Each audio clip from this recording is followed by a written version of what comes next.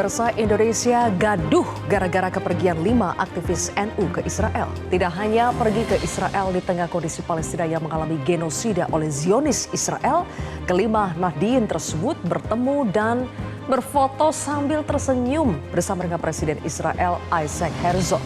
Kecaman pun langsung menghujani 5 aktivis NU tersebut. Pengurus besar Nahdlatul Ulama juga ikut terseret hingga akhirnya Ketua Umum PBNU Yahya Khalil Stakuf atau Gus Yahya minta maaf atas kekisruhan yang terjadi. PBNU menegaskan kelima aktivis NU tersebut pergi atas nama pribadi dan tidak izin ke PBNU.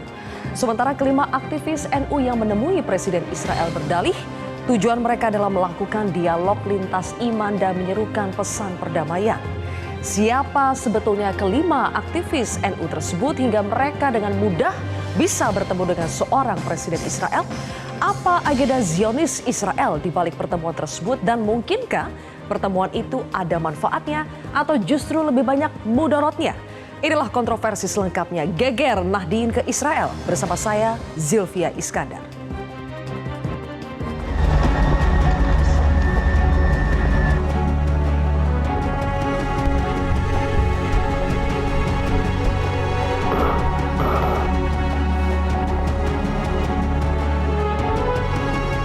My name is Zainul Ma'arif.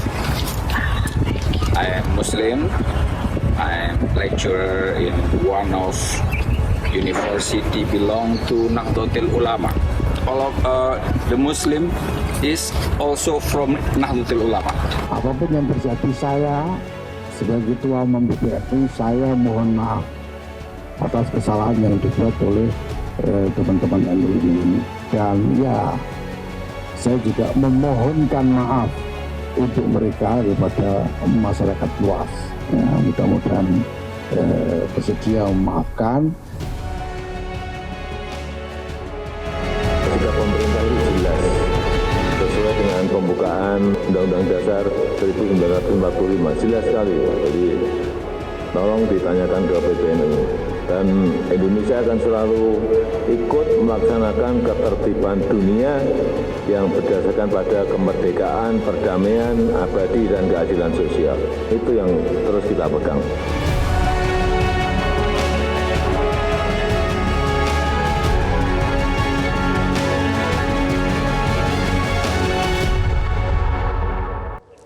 Pemirsa, untuk membahasnya sudah hadir 4 orang narasumber di studio Metro TV. Yang pertama adalah tokoh NU yang juga adalah Direktur Wahid Foundation, Mbak Yeni Wahid. Selamat malam, Assalamualaikum. Terima kasih sudah hadir. Berikutnya adalah pakar hukum internasional Profesor Hikmahanto Juwana. Prof Hik, terima kasih sudah hadir di kontroversi. Terima kasih, selamat malam. Selamat malam. Berikutnya juga ada anggota Komisi 8 DPR RI, Pak Saifullah Tamliha. Pak Saifullah, Assalamualaikum. Dan juga ada pengamat Timur Tengah sekaligus Direktur Eksekutif Aliansi Indonesia Damai atau AIDA, Mas Hasibullah Satrawi. Mas Hasibullah, terima kasih sudah hadir di kontroversi. Dan nanti akan bergabung lewat Zoom Ketua PBNU Ahmad Fahrur Rozi atau Gus Fahrur yang nanti akan saya sapa. Gus Fahrur, Assalamualaikum. Waalaikumsalam. Oke, baik. Gus Fahrur, terima kasih sudah hadir di kontroversi. Pemirsa, saya harus sampaikan dulu bahwa 5 orang atau 5 aktivis NU yang akhirnya menimbulkan kegaduhan di Indonesia sepulangnya dari Israel. Kelima orang ini kalau kita lihat fotonya, boleh ditampilkan teman-teman, tolong di zoom out supaya kita bisa melihat foto-foto kelima pemuda ini. Ini adalah akar masalahnya ya. Ketika foto ini muncul, wah langsung kita semua geger. Tidak hanya kita melihat ada orang-orang Indonesia di sini, tapi kalau Pak JK itu menyoroti bagaimana mereka tersenyum. Dan kalau kita lihat 5 orang ini bukan hanya orang biasa, tapi kelima orang ini ada Zainul Ma'arif, adalah seorang profesor Madya Filsafat di Universitas Nahdlatul Ulama Indonesia atau UNUSIA, dikenal sebagai guru filsafat Islam. Kemudian ada Munawar Aziz yang merupakan Sekretaris Umum PP Pagar Nusa. Ini juga adalah organisasi pencaksilat NU. Ada juga Syukron Makmun yang merupakan mantan Wakil Ketua PWNU Banten. Berikutnya ada Nurul Bahrul Ulum dan juga Iza Anafisa Dania. Keduanya adalah pengurus di PP Fatayat NU yang merupakan organisasi perempuan muda NU. Pertanyaan saya, Mbak Yeni, dengan latar belakang mereka yang seperti ini, seharusnya mereka paham dong kondisi geopolitik saat ini dan konsekuensi ketika mereka pergi ke sana. Jadi Mbak, sebetulnya mereka ini adalah intelektual muda yang punya, kalau saya lihat, saya tidak kenal pribadi. Mereka semua tidak tahu masing-masing, tapi saya cermati latar belakangnya. Saya rasa mereka semua adalah intelektual muda Islam. Dan kemudian terpanggil untuk terus melakukan dialog antar agama. Saya rasa di sana ketertarikannya dengan isu ini. Namun masalahnya adalah mereka tidak paham bahwa yang terjadi di Israel dan Gaza pada saat ini Palestina ini adalah konflik geopolitik. Jadi bukan mengenai masalah agama saja. Nah begitu geopolitik nggak terlalu paham, lalu kemudian berangkat dengan keluguan mereka, ya. Saya kemarin sempat agak emosi jadi saya menyebut kebodohan gitu ya. Mungkin di sini naif ya sebetulnya. Gak ngerti geopolitik, main berangkat aja. Di sana dalam tanda kutip dijebak oleh Israel. Nah Israel saat ini sangat memerlukan kedatangan orang-orang dan interaksi dengan orang-orang yang dianggap representasi dari negara-negara yang menolak keras eksistensi mereka. Nah jadi kalau ada representasi dari negara seperti Indonesia, mereka senang sekali difasilitasi, diberi karpet merah, dan kemudian bisa bertemu presidennya. Ya. Nah biasanya pertemuan dengan presiden ya Pak, itu kan biasanya antara orang yang sejajar levelnya di pemerintahan, tidak terlalu mudah bagi civilians, bagi orang sipil biasa, warga negara biasa untuk bertemu dengan presiden.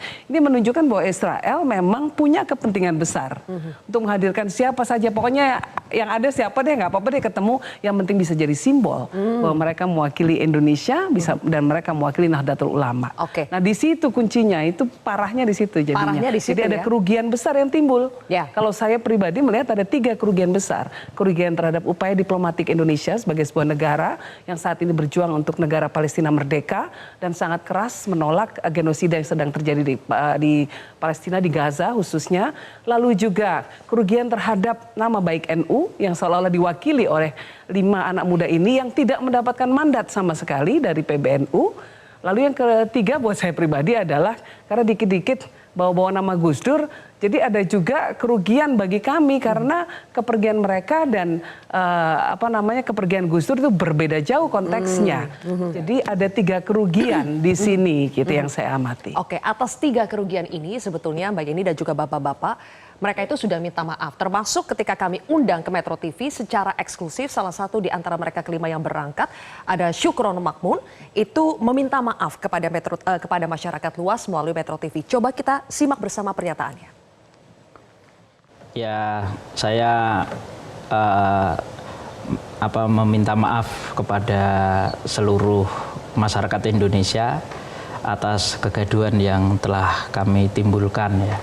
Tapi sebenarnya memang tanpa ada maksud ketika saya berangkat ke sana untuk dukungan ke satu bentuk dukungan, tapi saya melakukan kunjungan interfaith dialog ya. Jadi dialog lintas iman sebenarnya, dan memang yang kita serukan itu sebenarnya adalah pesan perdamaian supaya kedua belah pihak itu karena ini kan sebenarnya baik semua itu dari agama Abrahamik kan. Jadi supaya ya sama-sama menahan diri untuk tidak perang, karena perang siapapun yang menang atau yang kalah sama-sama rugi.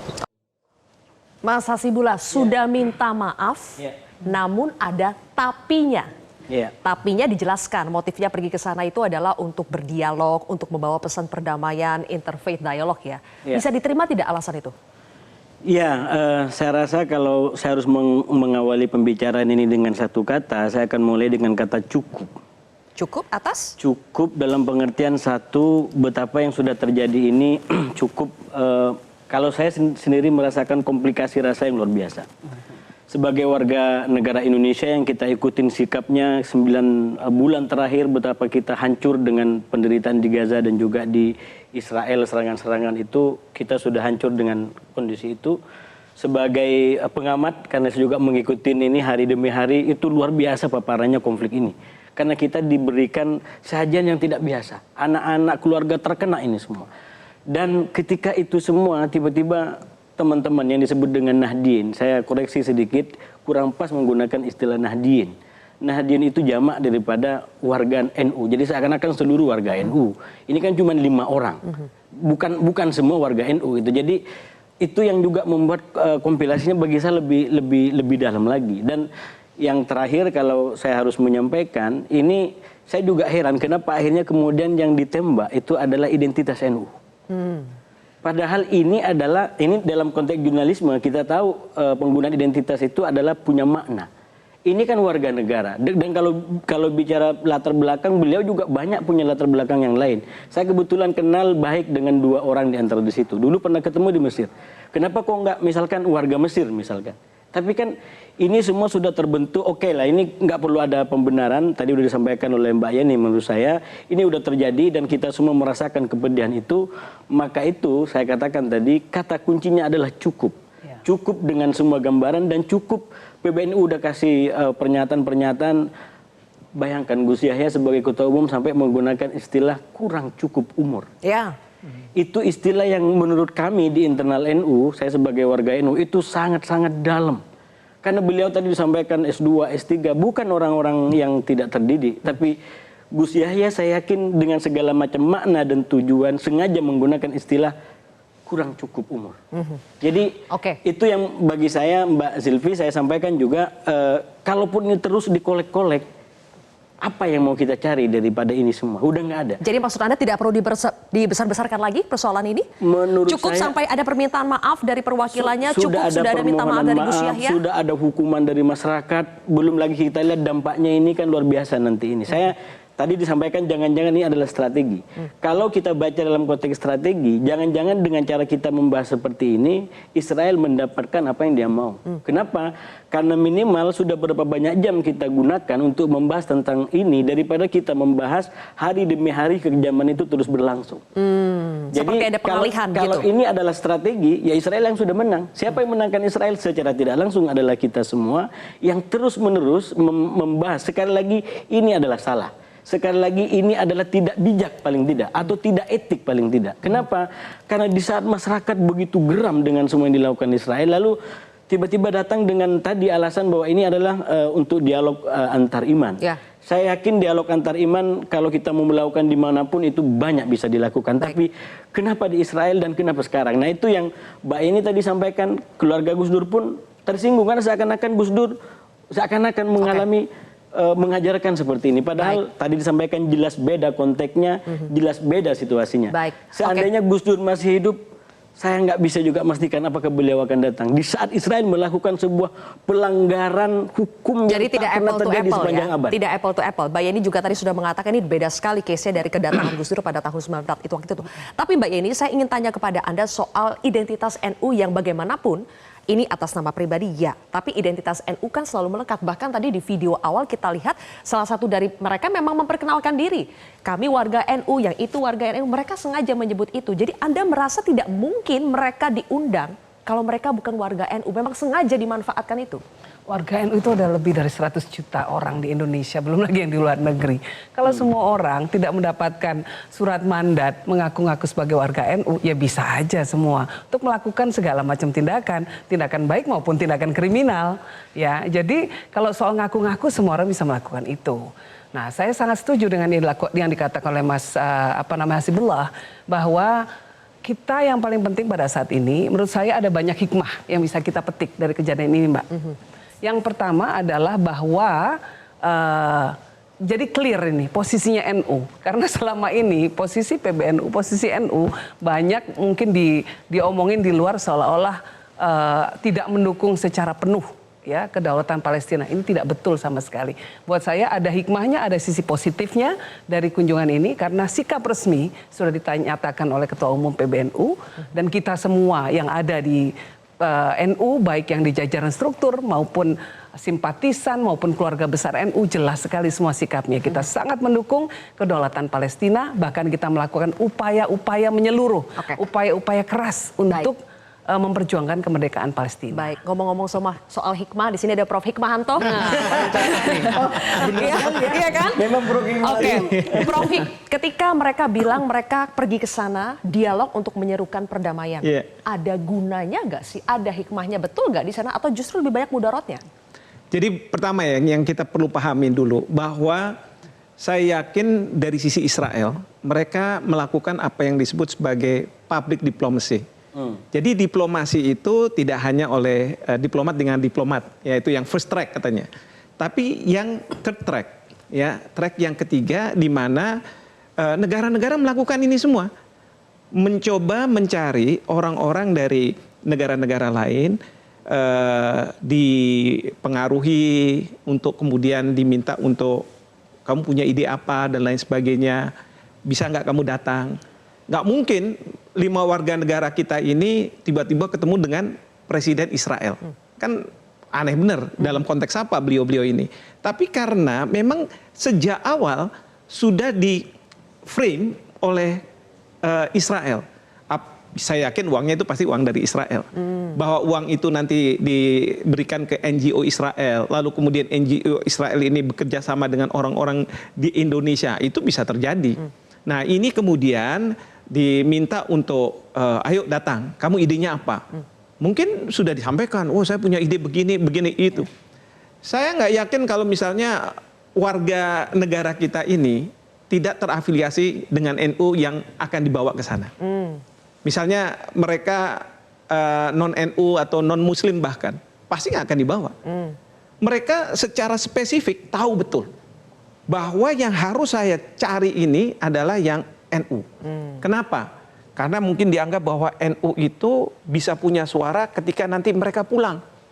Menyampaikan begitu kan, NU itu dianggap sebagai Islam yang moderat, yang mudah-mudahan bisa menerima kami, kira-kira seperti itu. Jadi bisa dibilang Prof ini memang sudah siasat ya dari mereka ini, siasat. pemerintahan Israel ini ya? Sudah siasat.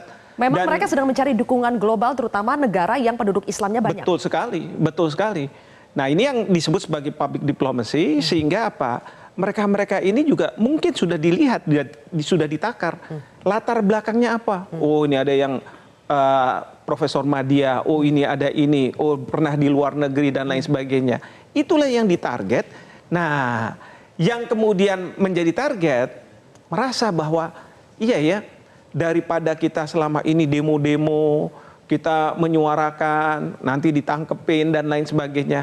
Ini ada kesempatan untuk ketemu dengan presiden, dengan mungkin pejabat-pejabat dalam konteks interfaith dialogue gitu kan. Jadi mereka naif, Prof? Ya sebenarnya nggak naif juga kalau menurut saya. Mereka juga punya perhitungan, cuman salah perhitungan. Maka Pak Ketua Umum PBNU mengatakan ini gagal ini. Berarti benar kata Mbak Yeni yang kemarin dong. Tapi Mbak bukan cuma tapi bodoh. Jadi 2017 itu ada rombongan MUI. Mengatakan diklaim sebagai representasi MUI. MUI juga langsung membantah. Jadi memang ini mereka selalu melakukan ini. Jadi Israel memang melakukan public diplomacy tadi, menggunakan banyak tangan. Belum tentu loh uangnya dari Israel langsung, bisa juga dari Amerika, bisa juga dari ini yang akan kita bahas, Eropa kita dan lain sebagainya. Aliran dananya, nanti saya akan tanya kepada Gus Fahrur dan kami juga kemarin sudah tanya sebetulnya sponsornya itu siapa. Tapi kita harus jeda terlebih dahulu pemirsa, kontroversi akan kembali sesaat lagi.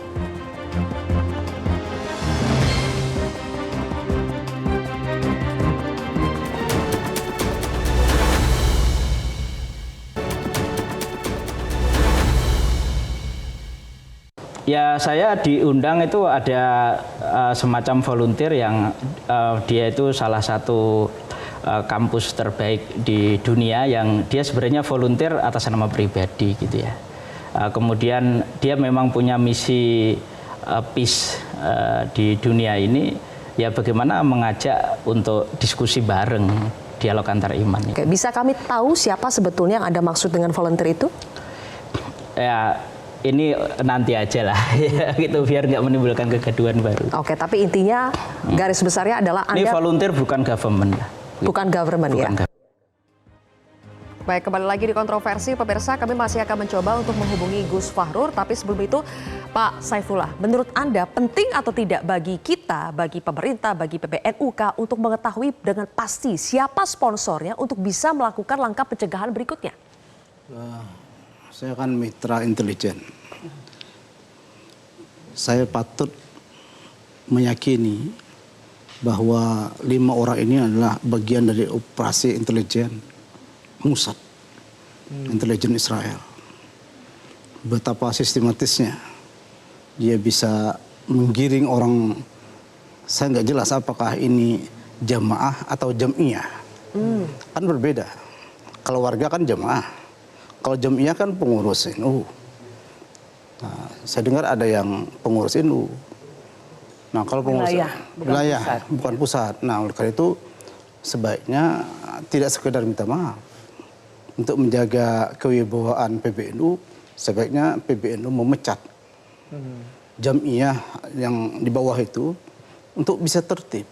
Sudah dipecat.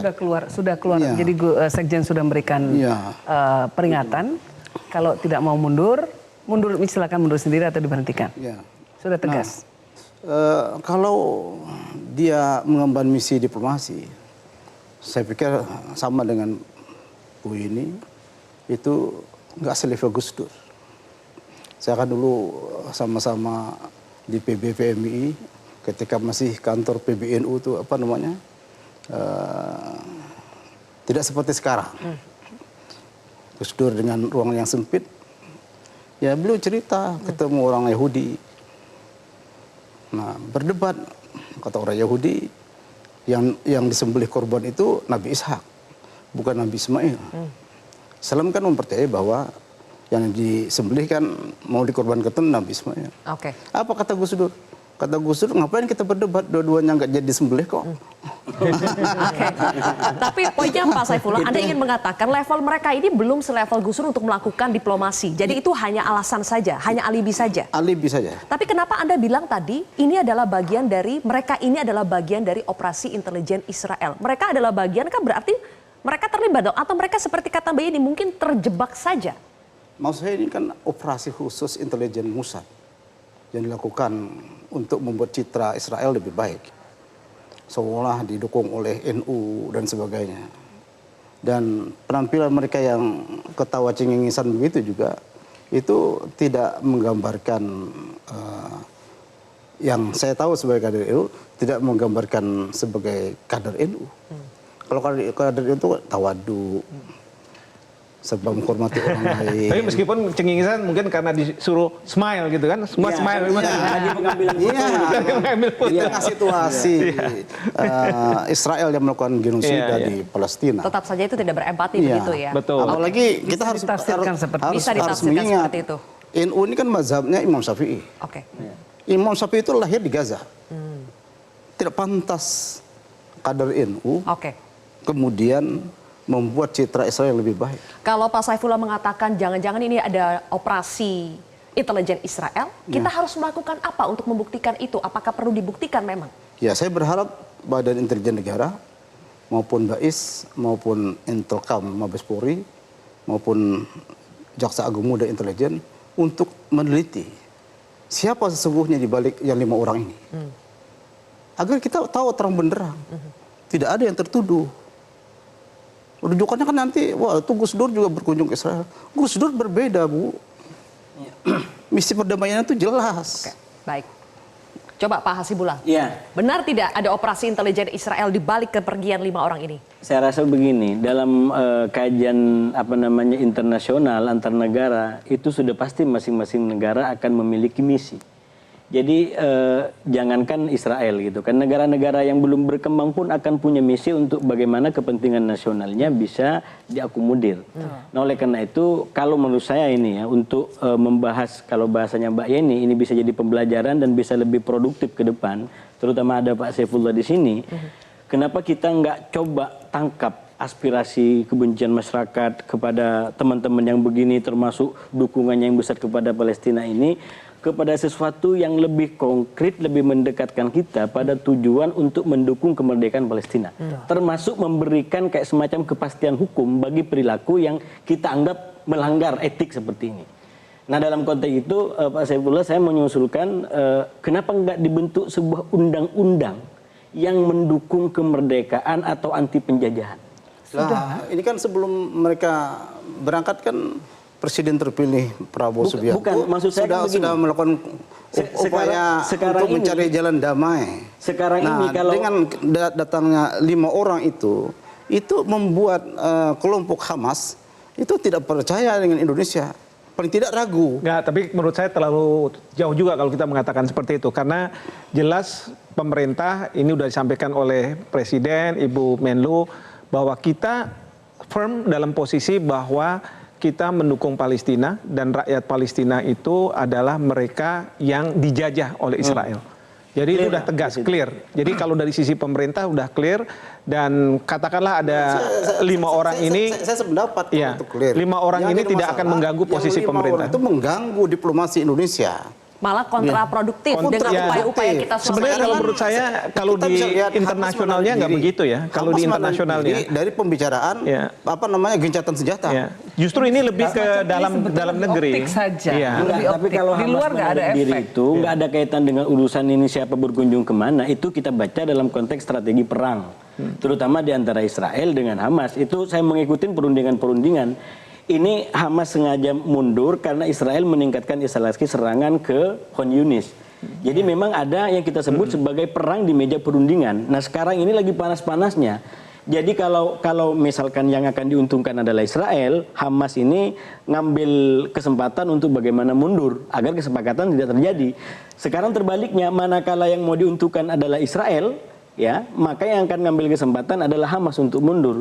Sehingga terjadi deadlock dan sampai sekarang itu perundingan demi perundingan tidak tercapai. Saya akan punya masalah terhadap 5 warga negara ini kalau setelah kembali ke Indonesia lalu menyampaikan bahwa teman-teman di Indonesia kita pahami bahwa Israel itu sebenarnya diserang loh oleh Hamas gitu kan. Jadi corongnya Israel. Jadi corongnya di sini Dan pakai gini, muka-muka Indonesia itu yang jadi masalah. Sebenarnya sampai narasi itu adalah benar. Per 7 Oktober 2003 Israel diserang oleh Hamas. Betul. Cuman yang membedakan nanti cara kita mengkaji ini bukan awal kali. Nah, orang-orang barat menganggap 7 Oktober itu seakan-akan awal cerita. Iya.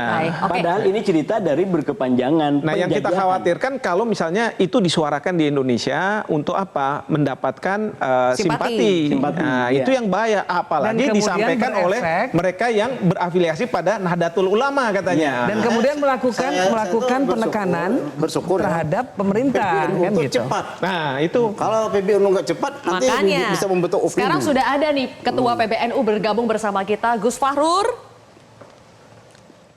Oke, Gus Fahrur, sudah dengar ya suara kami di studio. Gus Fahrur, betul ya, saya ingin konfirmasi dulu bahwa mereka ini semua sudah dipecat, apakah istilahnya dipecat, dinonaktifkan, atau bagaimana dari kepengurusan mereka di sayap-sayap organisasi PBNU?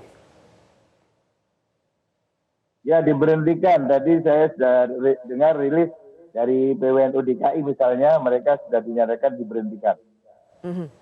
Diberhentikan ya, itu sudah firm. Lalu sebelum diberhentikan pastinya dipanggil kemudian dimintai keterangan dong Gus Fahrur. Apa yang mereka sampaikan soal terutama sponsor, siapa sebetulnya pihak yang mendanai kepergian mereka? Ada LSM yang membiayai mereka tapi belum bisa disebutkan. Tapi ada NGO yang memang membiayai mereka untuk memfasilitasi mereka termasuk mencarikan visa mereka agar bisa datang ke Israel. Oke. Ada satu pernyataan menarik dari Gus Yahya soal ada sebuah organisasi rahim katanya yang mencatut nama PBNU. Coba kita simak kembali pernyataan dari Gus Yahya berikut ini.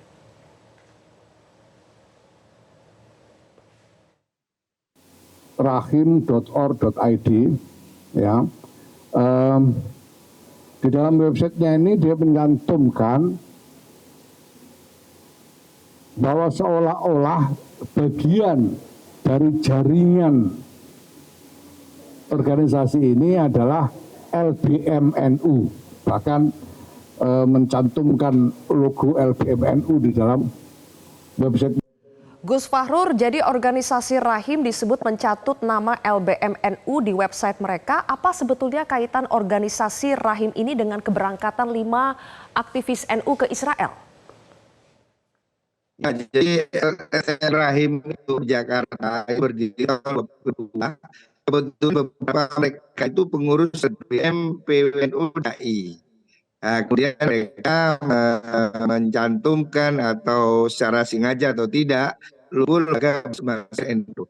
Memang ada 2 orang di situ yang memang di bagian dari LBMNU dan juga bahkan misi Fatwa UI. Karena ini juga berisik untuk meraktif mereka. Oke, baik. Oke, mohon maaf Gus Fahrur, suaranya di sini putus-putus. Kita tunggu perbaikannya, mungkin harus pakai headset dulu Gus Fahrur. Nanti kita akan kembali lagi ke Gus Fahrur ya. Mbak Yeni kan juga pernah sering bahkan ya diundang ke Israel untuk berdialog. Itu bagaimana ceritanya Mbak Yeni? Siapa sih yang mengundangnya? Banyak yang misalnya dari forum-forum internasional atau LSM internasional. Tapi ya sampai sekarang saya nggak pernah bersedia, belum pernah bersedia. Berarti sebetulnya ada pilihan untuk menolak? Bisa menolak, ya. Justru tahun lalu saya diundang untuk bicara di konferensi internasional Palestina, untuk Palestina. Saya udah berangkat, sudah sampai di Yordan. Tapi sampai di Yordan ternyata konferensinya dibatalkan karena masalah keamanan. Jadi memang saya lebih memilih untuk hadir di acara forum-forum internasional yang berkaitan dengan Palestina. Nah, tapi walaupun saya banyak sekali ya teman-teman Yahudi. Nah ini yang menarik, karena kita itu jangan mengatakan bahwa ini konflik antara Islam lawan Yahudi. Saya di grup WA saya, lulusan, saya pernah kuliah di luar negeri, di situ WA-nya itu isinya alumnus-alumnus dari seluruh dunia. Yang berantem itu Mbak sekarang adalah Yahudi lawan Yahudi. Yahudi yang pro Israel dan Yahudi yang anti genosida yang sedang terjadi. Mereka mengatakan saling berantem dan Yahudi yang menentang apa yang dilakukan Israel ini keras juga sama kerasnya. Mereka mengatakan kamu jangan melakukan genosida, penyerangan dan lain sebagainya atas nama saya juga Yahudi. Nah itu, ini yang terjadi. Dan banyak sekali justru yang sekarang ada di garda terdepan untuk melakukan koreksi yang menyerang secara diplomasi publik ya, dunia secara global. Kebijakan Israel untuk meluluh lantakan Gaza adalah banyak sekali tokoh-tokoh Yahudi yang moderat. Ilan Pape itu profesor, bapaknya itu dulu korban Holocaust. Meninggal di Holocaust, di kamp konsentrasi. Dia yang terdepan menyerang Netanyahu dan lain sebagainya. Jadi kita harus pintar-pintar melihat masalah. Nah yang menarik lagi, ada survei yang dilakukan di Israel. Ya, mengenai sikapnya 20% warga Arab yang ada di Israel. 90%-nya Muslim warga Arab ini. Walaupun ada yang Maronite, ada yang Kristen, ada yang Druze gitu ya. Tapi 90%-nya Muslim. Arab Muslim yang ada di Israel. Bagaimana mereka melihat Israel? Ternyata apa? Setelah serangan Hamas, mereka itu keterikatan dengan Israel naik pesat jadi 70%. Tadinya cuma 28%. Artinya ini Muslim. Arab Muslim, tapi ada di Israel, malah dukung Israel. Ya. Nah, ini gimana? Ini artinya sejak 10 tahun yang lalu di Inggris itu rabi-rabi Yahudi itu mengalami kesusahan untuk mengawinkan antara pria Yahudi dengan wanita Yahudi. Pria Yahudi cenderung tidak mau lagi kawin sama sesama Yahudi, sama perempuan Yahudi. Kita kembali lagi ya, sebetulnya alasan yang disampaikan Mbak Yeni ketika ada Yahudi yang pro dengan tindakan Israel ke Palestina saat ini dan ada yang anti. Itu juga yang disampaikan. Yang tadi disampaikan. Itu disampaikan juga oleh kemarin Syukron Makmun yang kami undang. Mereka beralasan bahwa mereka ke Israel tidak hanya berdialog dengan Presiden Israel kok, mereka juga dialog dengan tokoh-tokoh agama yang sebetulnya anti. Dengan boleh nggak saya jawab ini? Kalau memang niatnya adalah melakukan hubungan antar agama, nggak usah ke Israel. Pergi aja ke UK tadi, ke Inggris. Di sana ada sekte Yahudi yang sangat konservatif. Mungkin kalau Islam Salafi lah, Salafinya Yahudi. Namanya Nature Karta. Bajunya aja dari zaman dulu sampai sekarang nggak berubah Mbak. Ada kriwil-kriwilnya di sini ya kan. Ini sangat anti Zionisme, sangat anti negara Israel. Dan ketika ada demo-demo untuk Palestina, mereka ikut semua. Dilemparin batu juga sama orang-orang yang pro Israel, sama orang Yahudi yang pro Israel. Kalau mau menjalin hubungan antar agama, cari yang seperti ini. Cari seperti Profesor Ilan Pape. Cari banyak sekali sekarang di luar sana orang Yahudi yang tidak mendukung Zionisme. Cuman satu masalahnya, nggak dibayarin. Itu menarik, Profik. Kalau ini adalah bagian siasat dari Israel untuk membentuk opini, menggalang dukungan dari masyarakat internasional, apakah memang mereka sengaja mengalokasikan budget untuk membiayai orang-orang Indonesia misalnya untuk pergi ke sana? Apakah memang ada alokasi budget khusus? Nanti kita akan bahas pemirsa, usai jeda tetaplah di Kontroversi.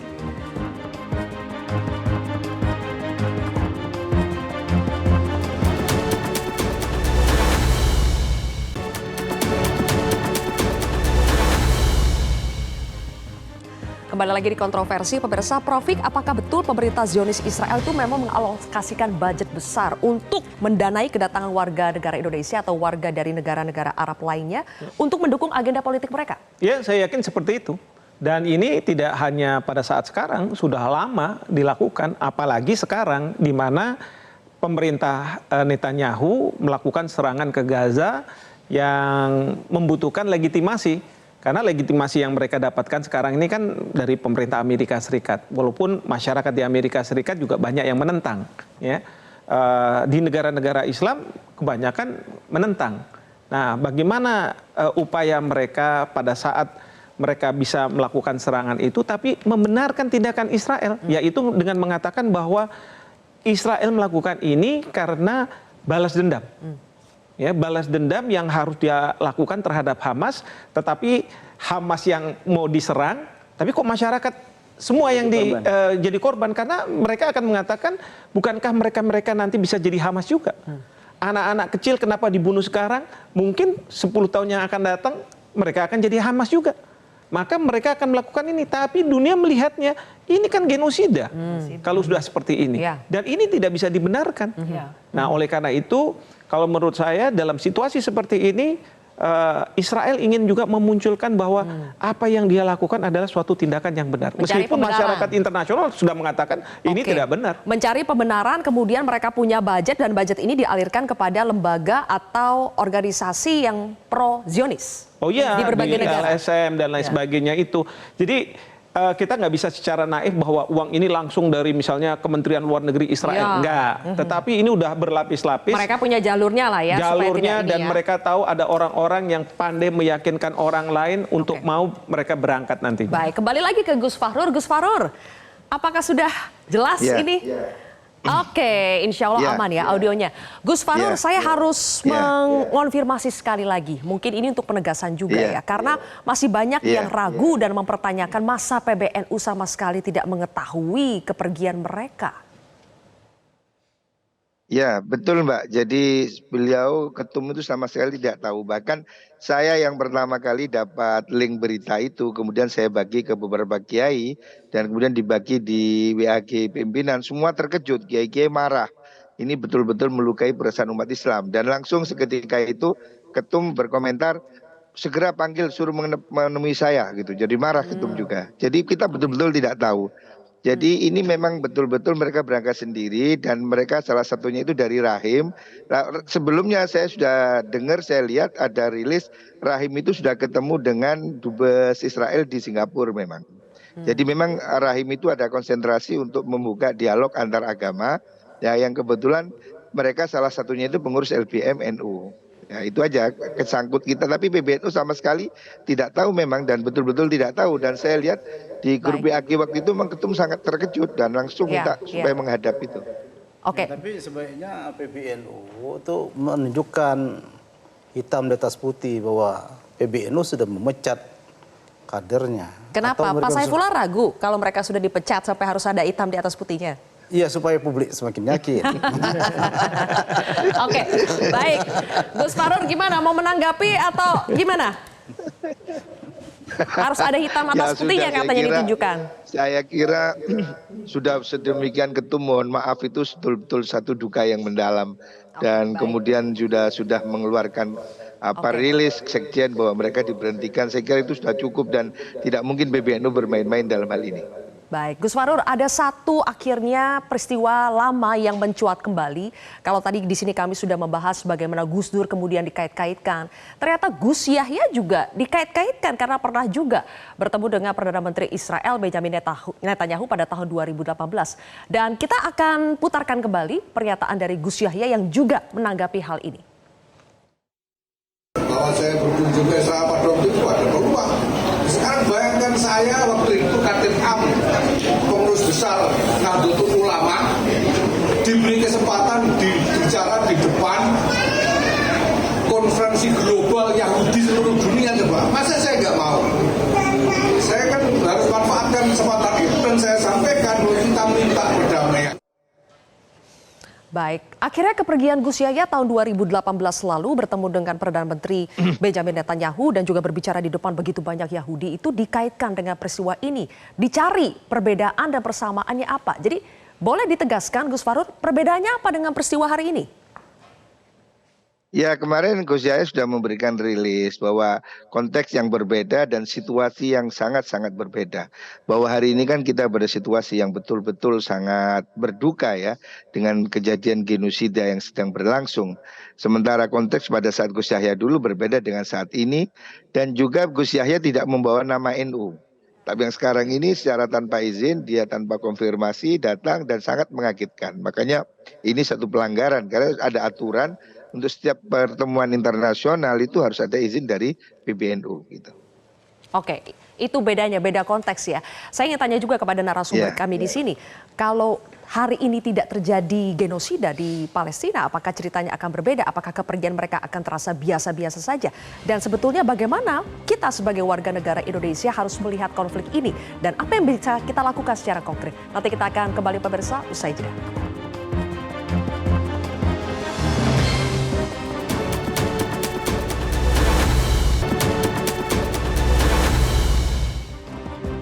Baik, kembali lagi pemirsa. Gus Fahrur, mungkin saya harus ke Anda dulu karena ini di segmen terakhir ya. Gus Fahrur, jadi apa yang bisa dilakukan PBNU secara keorganisasian untuk menertibkan anggota-anggotanya supaya tidak ada lagi kejadian yang diam-diam pergi ke sana kemudian heboh satu tanah air? Ya, jadi sudah ada peraturan perkumpulan tentang siapa dan apa yang boleh mereka pergi ke luar negeri untuk membawa nama NU. Itu sudah ada aturan. Makanya mereka sekarang diberi sanksi supaya memberi efek jerat pada yang lain agar tidak main-main membawa nama NU untuk berbicara di forum-forum internasional tanpa izin dari PBNU. Itu sudah dilakukan dan sebenarnya aturan itu sudah ada gitu. Baik, mau atas nama pribadi sekalipun, tapi kalau mereka juga adalah aktivis NU tetap harus izin? Ya tentu saja tidak. Kalau mereka tidak membawa nama NU kan banyak sekali orang yang ziarah ke Masjidil Aqsa misalnya kan nggak bisa dilarang. Oke, baik kalau begitu terima kasih Gus Fahrur. Berikutnya Mas Hasibullah, tadi saya bertanya sebelum jeda. Kalau situasi hari ini berbeda, tidak terjadi genosida di Palestina, apakah kepergian siapapun itu ke Israel, bertemu dengan otoritas Israel, bisa kita sebut sebagai kebodohan? Ini berandai berarti ya, karena kan di Anda tidak terjadi genosida hari ini. Maka kalau kita dilihat dari NU itu kan salah satu ormas yang dikenal dengan gagasan besar, terutama tentang jagat dan kerukunan antar umat beragama dan masyarakat global. Nah oleh karena itu NU akan selalu membawa pikiran-pikiran yang tidak hanya untuk Indonesia tapi juga untuk dunia. Nah dalam konteks itu sangat mungkin NU itu bisa menjelajahi dunia-dunia di dunia ini gitu. Itu kalau diandaikan sebagai gagasan di awang-awang. Tapi kan sekali lagi kita hidup di dalam konteks yang tidak di awang-awang. Ini sekarang terjadi konflik dan terjadi keadaan seperti ini. Oleh karena itu menurut saya Mbak Sylvia, karena ini mungkin yang terakhir sesinya, kita harus bisa sebagai bangsa memeras semua aspirasi dan sikap ini dalam sebuah nilai yang syukur-syukur itu bisa dijadikan sebagai aturan bagi kita semua. Nah itu yang bagi saya sebut sebagai pentingnya undang-undang anti penjajahan. Karena kalau tidak dibuat undang-undang anti penjajahan, ini akan menjadi sebuah sikap yang reaktif. Kalau ada penyerangan kita akan berkumpul lagi, kalau terjadi perang kita akan ketemu lagi, dan satu statement di media nggak ada sebuah langkah konkret. Nah, UUD kita kan sudah tegas menentang penjajahan. Tapi itu baru undang-undang dasar. Kita harus membreakdown menjadi sebuah aturan lebih teknis, lebih konkret. Misalkan kita bisa membuat di Barat misalkan ada undang-undang anti-Semit. Itu sebagai bentuk dukungan kepada Israel. Kenapa kita tidak bisa membuat memang kita nilainya tidak antisemit tapi juga jangan Islamfobia.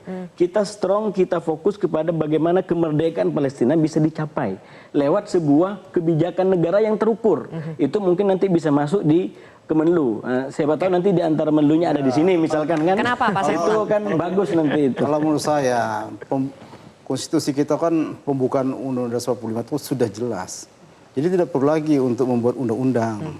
Emangnya DPR nggak punya kerjaan? Yang kita nama-nama kerjaan DPR ya Pak. Tapi yang perlu. Pak, justru kalau kita betul-betul komit mendukung Palestina, kenapa DPR tidak mau bikin rumusan untuk kemerdekaan ini? Itu dia. Bagaimana kita menegaskan komitmen kita untuk mendukung kemerdekaan Palestina, Pak Saifullah? Undang-undang tentang hubungan internasional ada di situ terperinci. Coba mungkin Bapak pelajari lah. Iya, di undang-undang tentang Kemenlu ada. Di undang-undang tentang Kemenlu ada. Tapi kalau kita bicara tentang yang boleh dan tidak boleh, katakanlah seperti undang-undang anti-Smith, itu kita belum punya itu. Nah, oleh karena itu menurut saya kita ambil intisari dari semua kegaduhan ini, pembelajarannya. Ayo kita bikin sebuah langkah lebih terukur, lebih strategis yang mengikat kita semua. Intinya kita harus punya langkah terukur, langkah konkret begitu kan untuk menunjukkan dukungan kita kepada kemerdekaan Palestina. Tapi ada satu hal yang ingin saya highlight di sini, Prof Hik, di tengah keramai-ramai aksi untuk boykot produk-produk yang terafiliasi dengan Palestina, kemudian tiba-tiba ada 5 warga NU yang pergi bertemu dengan Presiden Israel. Ada juga kita lihat di pemberitaan soal bagaimana ternyata Indonesia diam-diam melakukan impor dari Israel. Coba kita putarkan atau kita lihat artikelnya seperti apa. Nah ini dia. Jadi Prof Hik, apa kita masih kurang konsisten ya? Kenapa di tengah berbagai upaya kita mendukung Palestina muncul data-data seperti ini? Indonesia ternyata melakukan impor dari Israel, jumlahnya juga lumayan. Bagaimana itu Prof Hik? Kita kurang konsisten kah? Ya, bukannya kurang konsisten, tapi memang dalam hal-hal tertentu mungkin ada ketergantungan Indonesia terhadap produk-produk asal Israel yang mungkin pemerintah menganggap tidak mungkin dilepaskan begitu saja. Saya nggak tahu produknya seperti apa. Justru disinilah pentingnya kita punya kemandirian. Nah, kalau misalnya kita punya ketergantungan tidak hanya ke Israel, tapi juga ke negara-negara tertentu, itu yang akan merepotkan kita. Dan itu yang membuat kita mudah untuk didikte. Sebenarnya seperti itu. Nah, jadi kalau menurut saya kita harus lihat dalam konteksnya seperti apa. Kita memang tidak punya hubungan diplomatik, tapi hubungan dagang sebenarnya sudah berjalan. Pelaku usaha dari Israel datang ke Indonesia juga ada. Melalui visa ke Singapura, sebaliknya dari Indonesia juga datang ke sana juga. Hubungan dagang itu tidak melanggar hukum ya, meskipun kita tidak punya hubungan diplomatik. Tidak melanggar hukum. Tapi secara moral di tengah kita, bagaimana kita mendukung Palestina, apakah tindakan-tindakan seperti ini dibenarkan? Tentu kalau misalnya dalam konteks konflik yang seperti sekarang ini, seharusnya kalau kita bisa hentikan hubungan dagang itu kita hentikan. Baik, oke terakhir. Tapi, Pak Saifullah singkat. Soal Indonesia membeli produk Israel itu, apa sih alutsista yang tidak dibeli dari Israel? Oke, itu salah satu contoh. Kita tidak punya waktu untuk membahas itu. Terakhir, Mbak Yeni. Terakhir saya harus mengatakan bahwa kasus ini membuat Gus Dur selalu dikait-kaitkan. Kepergian Gus Dur juga pernah. Bagaimana Mbak Yeni? Terakhir. Nah, tadi sudah dikatakan ya bahwa Gus Dur itu tidak apple to apple, betul. Karena bukan cuma konteksnya, tapi strategi juga berbeda. Ketika Gus Dur berkunjung, bertemu dengan para pejabat Israel, yang ditemui itu adalah tokoh-tokoh Israel yang moderat dan menginginkan negara Palestina merdeka. Inilah yang harus dikuatkan. Dan kedua, Gus Dur ketika setelah bertemu dengan orang-orang Israel, bertemu juga dengan Yasser Arafat dari PLO, dari Palestina, tokoh Palestina. Kebetulan saya ikut mendampingi Bapak waktu itu. Jadi dua-duanya diajak ngomong supaya mau berunding di tengah, supaya ada langkah konkret untuk bisa menyelesaikan berbagai macam isu yang jadi ganjelan selama ini, yang membuat sampai sekarang tidak ada perjanjian damai yang bisa ditandatangani. Jadi Gus Dur detil, misinya jelas, yang diajak ngomong juga jelas, caranya juga jelas. Nah, jadi kalau mau ke Israel harus menggunakan metode yang sama, jangan cuma ketemu-ketemu aja. Kalau begitu ketemu-ketemu aja dipelintir dan dipakai oleh Israel. Jadi saya setuju nih. Jadi kita harus pandai-pandai menakar diri, ya, karena tawaran seperti ini nggak akan berhenti sampai hari ini. Tawaran-tawaran ini akan terus berlanjut. Mau berangkat hari ini bisa ada sponsornya langsung, Prof. Bisa, tapi masalahnya saya menakar diri. Oke, bisa berefek apa? Bisa berefek apa? Makanya harus terukur langkah-langkahnya. Terima kasih Mbak Yeni, Prof. Hik, kemudian Mas Hasibullah dan juga Pak Saifullah dan juga tadi Gus Faru. Terima kasih sudah bergabung dalam diskusi kontroversi hari ini. Pemirsa, dunia tengah berduka karena genosida yang dialami Palestina. Kita harus hati-hati dalam melangkah, jangan terjebak dengan kedok misi perdamaian yang justru lebih banyak mudorotnya. Saya Zilvia Iskandar pamit undur diri, sampai jumpa di kontroversi berikutnya.